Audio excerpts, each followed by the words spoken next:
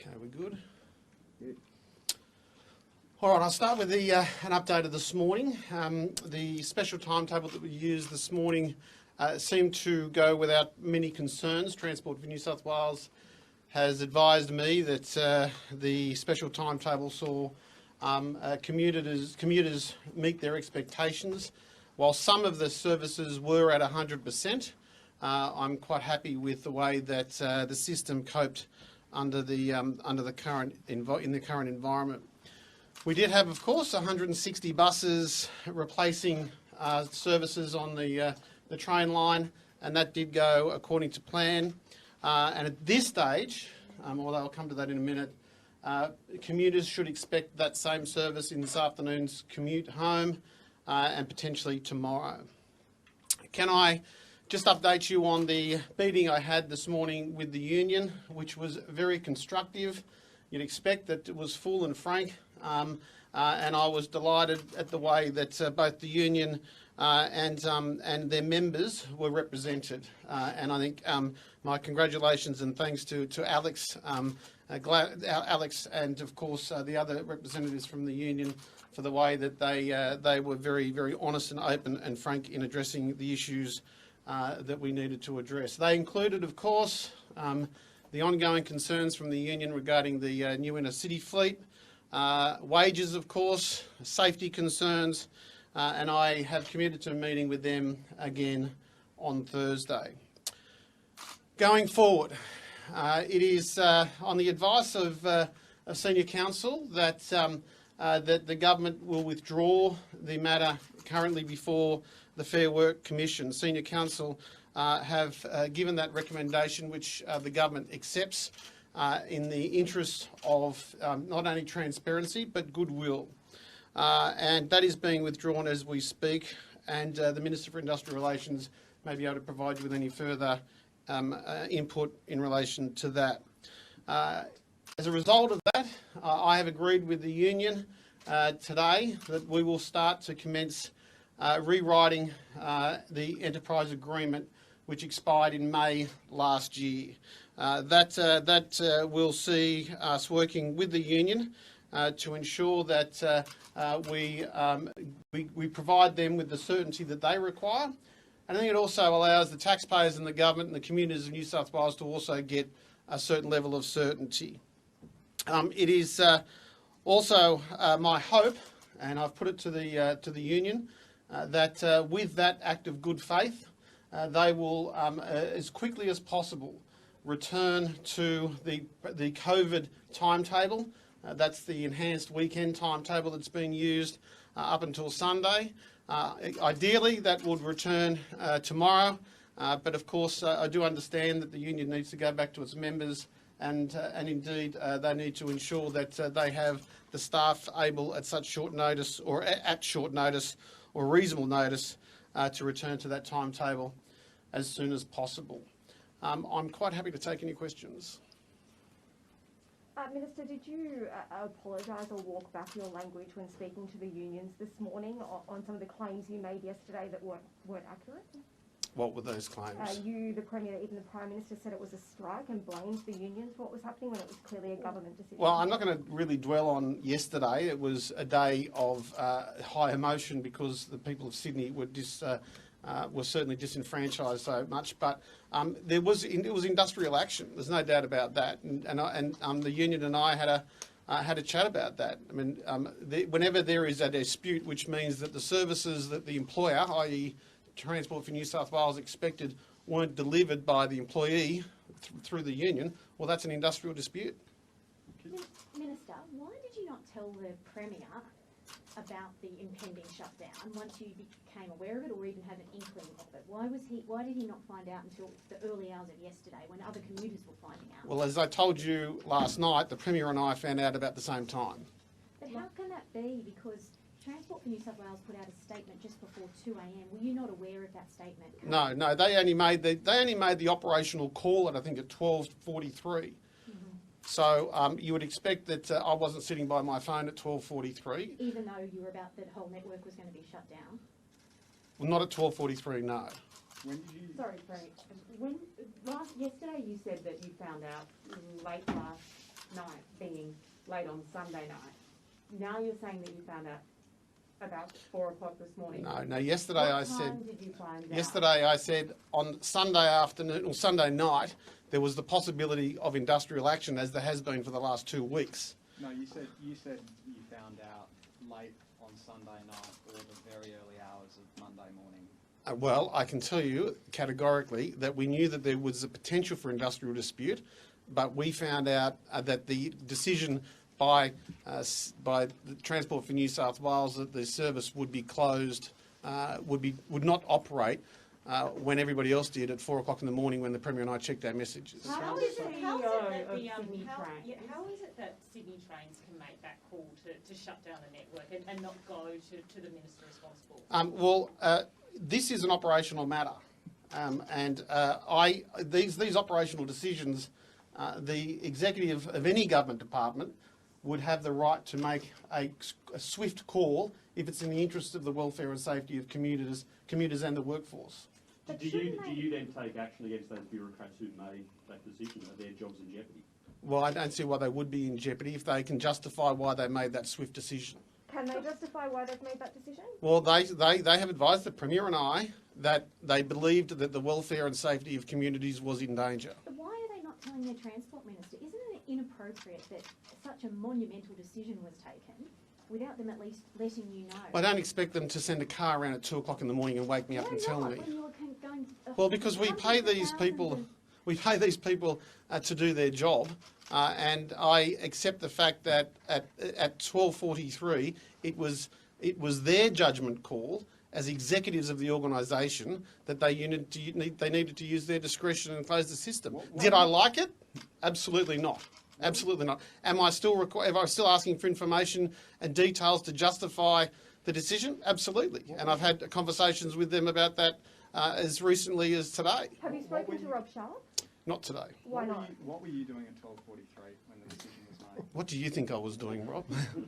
What do you think I might have been doing at 12:43 in the morning? 10 p.m, for instance, you were posting about what police officers were wearing to Mardi Gras, so that was only an hour and a half earlier. Well, it's 3 hours. Yeah, okay. Well, it may come as a surprise to you, but I go to bed between 10 and 11. At 12:43 on a Monday morning, I'm in bed. But that's fair enough. Normally you would be. I get that you would go to bed at that time, but not when the whole train network was going to be shut down the next morning and no one knew it was coming. Not even the Premier. He found out when his wife told him. Yep. That's right. It was made because of the time of the day that it was made. I mean, as I said, we pay these executives to make judgment calls. But the voters vote for you to represent. Absolutely, and that's why I'm here before you, explaining the situation, explaining why I think that this industrial dispute should be short-circuited as quickly as possible. So you were asleep. You were asleep when the decision was made to shut down the city's entire. Yeah, and I think you'll find that the Premier will tell you the same thing. I think you'll find that will be confirmed by Transport for New South Wales when they made the decision at about 12:43, and even the union today said to me, "We know you weren't consulted and you didn't sign it off." Sydney Transport, you were briefed though about this decision. When were you briefed about the decision to close? Yesterday morning when I got up. So you were briefed after the fact. Yeah, I don't think at 10 o'clock at night when I was posting about on Facebook that they had made the definitive decision to close the system. So a politician's not on call, effectively. Yeah, of course we're on call. Yeah, absolutely. In your portfolio, there's not a lot bigger than this issue. Yeah, well, listen, when I was the police minister, the police would make operational calls at 3 in the morning as well. They didn't wake me up and tell me. If there was a major shooting or something, surely, where a lot of people were in danger, surely they wouldn't. Well, it depends on the circumstances. I wouldn't normally reveal conversations that we had, but you revealed it. So you told me last night that you had an inkling on Sunday night that this was. Well, for 2 weeks they've been threatening industrial action. But you said to me last night. They'd been to the commission on Saturday afternoon. Whenever two parties go to the commission, and they went to the commission again on Sunday afternoon, whenever two parties go to the commission, there is always a risk that either of those two parties are not going to be happy with the decision. But you said the government hitting the switch to turn the network off, and you told me you had an inkling of that on the Sunday night. Why didn't you pass that on to the Premier? Well, because it was an inkling. I had no confirmation, and I didn't know exactly what action they'd be taking. Transport for New South Wales would be taking. With the Premier late on Sunday night. I'd have to check my diary about that.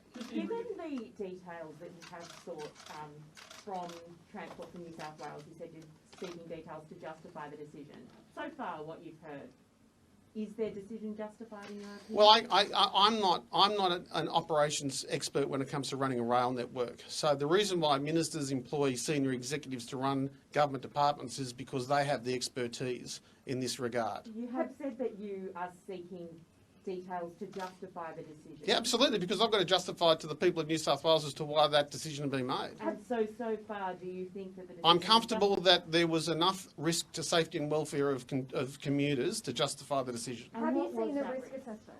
Sorry? Have you seen the risk assessment? No, not yet.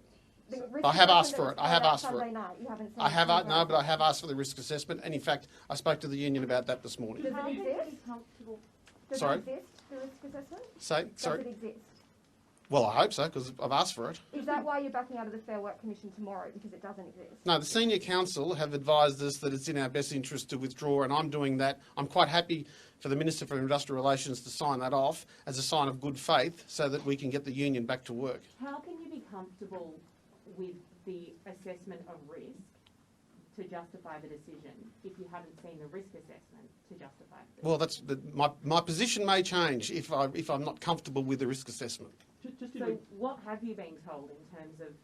Exactly what I've just told you. There was a risk assessment done. There was a decision by Transport for New South Wales executives that they may, in fact, that the welfare and safety of communities would be at risk. Is it acceptable that 2 days on from the entire Sydney train network being shut down and crippling the city, that we still don't know the justification that was used, and the public... Well, that's a matter for you to take up with Transport for New South Wales. Those questions should be directed to Transport for New South Wales. But aren't you asking those questions? Yes, I have. I just said that to you. Is it acceptable that they haven't answered? Sorry? Is it acceptable that they haven't answered the Minister? Well, I'll be getting those answers. Minister, do you take responsibility for your department Yes. and its actions? Yes. If And you, had, so an, do if you had an take- inkling about this that night, when was the last time you made contact with the department? I'd have to check.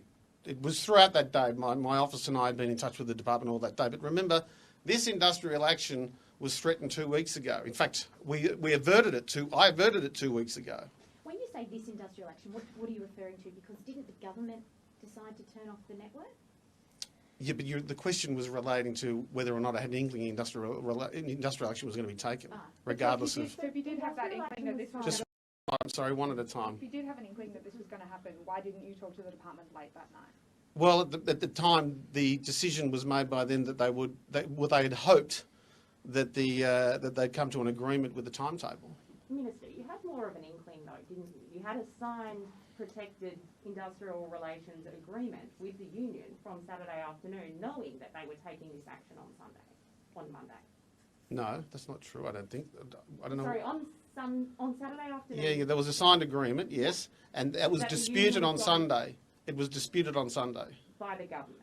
by both parties, but yes. I'm prepared to concede that it was disputed. I'm not in a position, or I'm prepared not to start pointing the finger because I'm hoping that we get some. I hope we get some advancement today. But it was known there would be industrial action taken on Monday. When? On Saturday afternoon, it was known that Monday would see industrial action. No, on Saturday afternoon there was an agreement between the two parties that that there would be a timetable offered up on Monday morning. Exactly. So at what? So that's not industrial action. They were going to. Both parties agreed that there would be Well, there was the ban on operations. alternate Sorry, there was working. ban on altered working. Well, there was an agreement on what conditions they would be working under. Given you seem to be really conciliatory with and trying to work with the unions today, do you regret your language yesterday? Well, there was a lot of language used yesterday. And you know what? A member of parliament has to reflect the anger of the electorate, which is exactly what I did yesterday. And that's why I thought the meeting today with the union was constructive, and I'm very grateful for it. Did you acknowledge Do you acknowledge that there was also anger at the government as well? Yes, absolutely. As I've said to you yesterday as well, governments aren't perfect employers either. Did you reflect the anger of the electorate, or did you deflect the anger of the electorate? Well, I'd like to think that I reflected the anger of the electorate because of the amount of communication that I was having with constituents and other MPs. Do you stand by that unions and Labor were to blame for yesterday? Well, yeah, because I read the Daily Telegraph, which, was a report card on their actions for the next 12 months. But they didn't mention the government turning off the network, though. That's what Well, they didn't mention all the other industrial action that I'm sure is in the pipeline as well. So then what's the relevance? Well, because they highlighted the fact they published their battle plan yesterday on the front page of the Daily Telegraph. And so, you know, excuse me for being just a little bit cynical, but it was just was it too much of a coincidence that the day that on the front page of the Telegraph, Mark Morris said it's going to be a year of strikes, and yet and this is and Transport's the first one to go on strike. It wasn't a strike though. Well, it was industrial action. Sorry, Minister, can we just walk through? On Saturday afternoon, at the Fair Work Commission, the government and the union agreed to a ban on altered working. Correct. Okay. So on Sunday, what changed between the agreement that was made on Saturday and the dispute that happened on Sunday that gave you an inkling? I don't want to repeat myself, but we've known for quite some time that these disputes were on hand. Now, did I know that they were going to be closing the entire network because of a dispute over the timetable? No, I didn't. Did I have a suspicion that there was going to be industrial action in some form, whether it was protected, unprotected? No, I didn't until I got up very early on Monday morning. Final questions, guys. Can you just take us through the final conversations that you had with the Transport Agency on Sunday night? What was their message to you, and what was your message to them going home? Well, by the time I turned in on Sunday night, as far as I was concerned, that there would be conciliation between the two parties on the timetable. So when was the last time you spoke with them? I'd have to check. I don't have my diary on my phone in front of Transport me. for New South Wales say it became, in this statement that went out at 1 a.m, they say it was clear by midnight that there was no hope of running trains the next day. And Tom, I was in bed well before midnight, after a very long 2 days in Veterans Ministers' Council. So sometime between 11 and midnight, you logged off? Yeah, after I'd spent 3 days at Veterans Ministerial Council. Well, But if you think, can I just say, if you think that the communities of New South Wales and Sydney are feeling that what time I went to bed is in some way relevant to them getting their train system back, I think you've misunderstood what the electorate's after. You're they the just want. Minister, and you've got the capacity to say yes or no. The transport system should be shut. There is no. The Premier made that point very, very clear, Tom. There is no way in the world any minister or Premier in this environment, under these circumstances, would question the operational advice of the operator. Because if we... But you're saying you weren't given an opportunity to question it. Is that clear? Well, it wouldn't have made any difference, because if I was awake at 12:30 in the morning and I got told that they were going to be closing the system, there's no way in the world I would question that or dispute it. Because what happens the next day at 4 o'clock in the morning, because they can't link up the timetable, that there's some sort of there's an accident, and then I'm before a coronial inquiry. So I think what has happened with Transport for New South Wales has erred on the side of caution with the interests of the welfare and safety of the commuters. And I've got no reason at this stage to question that. But let me assure you that if it is questioned, you'll be hearing from me again. Sorry, are you okay that they didn't call you? So just to be clear, you're okay? I'm okay that they didn't call me at 12:30 in the morning, yes, because I wouldn't have answered the phone. Are you kidding? You wouldn't have taken a call from your most senior bureau? Well, I may not have answered the phone, but that was their decision. That was their decision. Should Rob Sharp lose his job over this?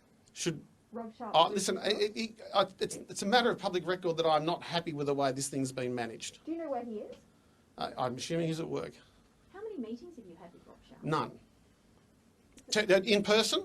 Well, I know I've had meetings with him. But you haven't spoken to him since the train network was shut down? No, I haven't, but I've spoken to Matt Longlands, of course, a number of occasions, including the last half hour. Thank you, guys.